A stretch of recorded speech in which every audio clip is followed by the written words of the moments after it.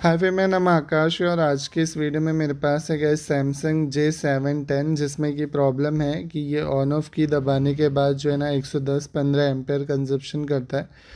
Sorry 0.115। तो it mean कि जो है ना इसमें जो है कहीं ना कहीं फ़ोन जो है वो बूट नहीं हो रहा है और चार्जिंग में लगाने के बाद भी कोई एम्पेयर कंजप्शन नहीं है, आप देख पाओगे। यहाँ पे मैंने 5 वोल्ट पे ऑन किया है गाइज, लेकिन कोई नहीं, आपको 4 वोल्ट पे ही ऑन करना है। वो मेरे से बाय मिस्टेकली हो गया है कि 5 वोल्ट पे ऑन किया है मैंने, ठीक है, उससे कोई प्रॉब्लम होता नहीं है। और यहाँ पे देखो चार्जर लगाने के बाद जो इसका आउटपुट है वो भी कुछ नहीं है, लगभग 0.3 समथिंग वोल्टेज दे रहा है। तो इट मीन हम फ़ोन को फटाफट से डिसेबल कर लेंगे। डिसेबल करने के बाद जो है ना मोस्टली होता क्या है गाइस, देखो सैमसंग के फ़ोन में ना सेकेंडरी लाइन का कैपेसिटर शॉर्ट होने की वजह से ये कंडीशन बनती है। किसी भी फ़ोन में, ऐसा नहीं है कि सैमसंग में ही मोस्टली, मतलब देखो क्या होता है, जब पीएम आउटपुट बनाता है तो उस टाइम पे जब जहाँ तक पीएम का इनपुट हो रहा है तो इट मीन कि एम्पेयर का कंजप्शन हो रहा है। जैसे पीएम आउटपुट बना के फ़ोन को बूट कराने की कोशिश होता है, वहीं पे शॉर्टिंग मिल जाती है और फ़ोन जो है वो ज़ीरो हो जाता है। ये एक एनालिसिस है जो माइंड में आप अपने क्रिएट कर सकते हो। यहाँ पे आप देखो ये जो नीचे माइक का एंटीना टिप्स है, यहाँ पे वाटर लॉग्स है।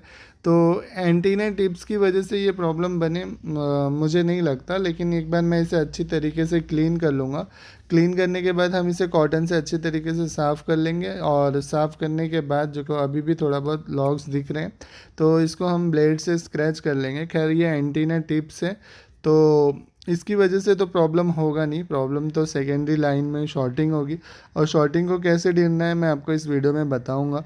एक अच्छी वीडियो बनाने की कोशिश रहेगी, अगर आप एनालिसिस करोगे लास्ट तक तो मैं आपको पूरी इन्फॉर्मेशन दूंगा कि क्या थिंकिंग के साथ हम जो है ना किसी भी फ़ोन को रिपेयर कर सकते हैं, ठीक है। अब यहाँ पे देखो मैं क्या करता हूँ, इसके फ़ोन में जो है ना डीसी वोल्टेज इनपुट करता हूँ 4 वोल्ट समथिंग। मैं यहाँ पे चिमटी अटैच करता हूँ और चिमटी अटैच करने के बाद जो है ना हम इसके अंदर जो है ना हॉट टेस्टिंग करेंगे, कूल टेस्टिंग नहीं। हॉट टेस्टिंग में शॉर्टिंग सेकेंडरी लाइन की मिलना थोड़ा आसान हो जाता है। इसकी ऑन ऑफ की को मैंने शॉर्ट किया है तो आप देखो एम्पेयर का कंजप्शन जो है वो लगातार बना हुआ है। और ऐसे में जो है ना हम क्या करेंगे, पीएम के आसपास, क्योंकि ये पीएम के आउटपुट जो होते हैं इनमें ही प्रॉब्लम होगी। अगर पीएम के आसपास है तो ठीक है, नहीं तो पीएम के आउटपुट बहुत जगह पे भी जाते हैं, लेकिन कुछ कंपोनेंट यहाँ पे मिल जाएंगे उसके, तो हमें एक लाइन मिल जाएगी कि हाँ ये लाइन की वजह से प्रॉब्लम है। तो उसको हम फॉलो करेंगे और देखेंगे रिपेयर होता है या नहीं होता है। तो आप बने रहो लाइन पे, और ऐसा तो है नहीं कि सब फ़ोन बन जाए, लेकिन कोशिश हम पूरी करेंगे कि इस फ़ोन को ऑन करके दिखाएं, ठीक है। तो यहाँ पे देखो ये बग के वो कॉइल्स है और यहाँ पे हम चेक कर रहे हैं शॉर्टिंग, तो कहीं पे भी शॉर्टिंग नज़र नहीं आ रही है यहाँ पे।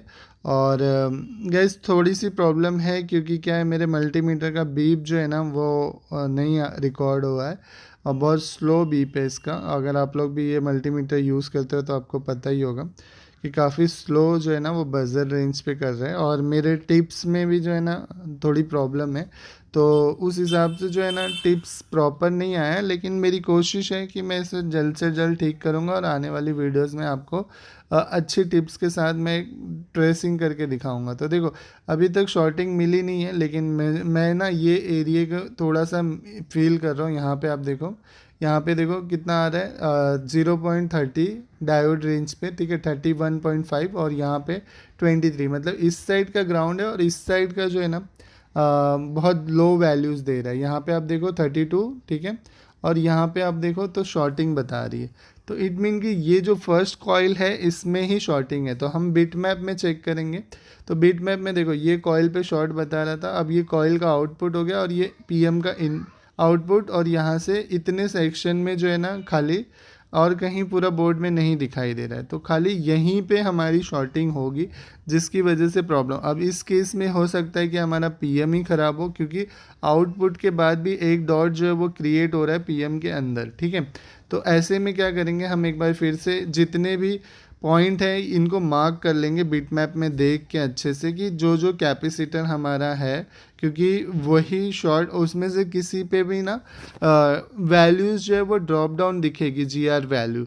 तो जिस पर भी, क्योंकि कैपेसिटर शॉर्ट है और लाइन का जो पता नहीं कितने वोल्ट की लाइन है, तो उस हिसाब से जो है ना हम क्या करेंगे कि पहले तो सब कैपेसिटर्स को मार्क कर लेंगे। मार्क करने के बाद जो है ना डायोड रेंज पे हम चेक करेंगे कि किसकी वैल्यूज़ जो है ना वो ड्रॉप डाउन हो रही है, मतलब किस कैपेसिटर के पास आपको कम वैल्यू मिल रही है। मे बी पॉसिबिलिटी कि सबसे ज़्यादा फॉल्टी होने का प्रॉब्लम वहीं पे हो। तो ये सारे डॉट्स को हमने जो है ना वो, अब यहाँ पे दोनों चीज़ें हो सकती है, हमारी पीएम ख़राब हो या ये सेक्शन में शॉर्टिंग हो, ठीक है। तो अब इतना हमने मार्क कर लिया। अब इनको हम टारगेट करेंगे और चेक करेंगे कि डायोड वैल्यू कहाँ पे ड्रॉप हो रही है। देखो अब मैं अपने मल्टीमीटर को ऑन करता हूँ और हम चेक करेंगे। यहाँ पे हम कोल्ड टेस्टिंग करेंगे, हॉट टेस्टिंग नहीं, क्योंकि हमें हॉट टेस्टिंग में मिल चुका है वो पॉइंट जो हमें चाहिए था। अब कोल्ड टेस्टिंग में हम चेक करेंगे तो हमें और अच्छे से एक एनालिसिस होगा कि हाँ भाई खराबी तो यहीं थी, पता करेंगे। तो कोल्ड टेस्टिंग में मेरे ये प्रोब का जो है ना पतला वाला नोज़ल टूट चुका है गाइस, तो इसलिए थोड़ी सी प्रॉब्लम हुई है, लेकिन मैं इसे ठीक कर लूँगा और आने वाली वीडियो में आपको अच्छे से देखने को मिलेगा। तो देखो यहाँ पे 69 आ रहा है, ठीक है। ये रजिस्टर पे भी आपका कम है और यहाँ कैपेसिटर्स पे आप देखो यहाँ पे ज़्यादा है, ठीक है। ये वाले पॉइंट पे थोड़ा सा कम था। और मैं आपको दिखाता हूँ, देखो यहाँ पे ये वाले पे दिखाता हूँ, देखो डायोड रेंज पे तो यहाँ पे 100 के ऊपर है, मतलब यहाँ प्रॉब्लम तो नहीं हो सकती, ठीक है। अब यहाँ पे तो प्रॉब्लम नहीं है। और दूसरी जगह चेक करते हैं, तो यहाँ पे देखते हैं, तो यहाँ पे आप देखो 70 है, ठीक है। यहाँ पे चेक करते हैं, यहाँ पे जो है वो 100 के ऊपर ही है वहाँ पे भी, ठीक है। तो यहाँ पे भी नहीं है। और नज़दीक में थोड़ा जाएंगे तो यहाँ पे आप देखो, यहाँ पे जो है ना 49 मतलब सबसे लोवेस्ट जो वैल्यू मिल रही है मेरे को वो इस पॉइंट पे ही मिल रही है। तो मे भी पॉसिबिलिटी कि हमारा ये कैपेसिटर जो है वो ख़राब हो, ठीक है। यहाँ पे भी आप देखो 100 के ऊपर है। तो ऐसे में जो है ना ये कैपेसिटर 71 है, ठीक है। तो ये वाले कैपेसिटर को हम टारगेट करेंगे और इसको ही रिमूव करके चेक करेंगे कि क्या हमारी प्रॉब्लम जो है वो सॉल्व होती है या नहीं, क्योंकि इस पे जो है वैल्यू है वो काफ़ी नीचे आ रही है। तो इसीलिए जो है ना हम इसको तोड़ के निकाल देंगे, ठीक है। अब तोड़ने के बाद ना गाइज मैंने जैसे तोड़ा इसको, तो उसके बाद जो है ना हमने फ़ोन को ऑन किया तो फ़ोन देखो ऑन हो रहा है, ऑन होने की कोशिश यहाँ पे आपको दिख रही होगी, ठीक है। यहाँ पे आप देखो फ़ोन ऑन हो रहा है बट डिस्प्ले पे कुछ भी नहीं आया, ठीक है। तो इट मीन कि अब हो सकता है हमारा डिस्प्ले फॉल्टी हो, क्योंकि कस्टमर का कहना है कि बहुत दिन से फ़ोन जो है वो रखा हुआ था, ठीक है। उसको खुद को नहीं पता कि क्या प्रॉब्लम है।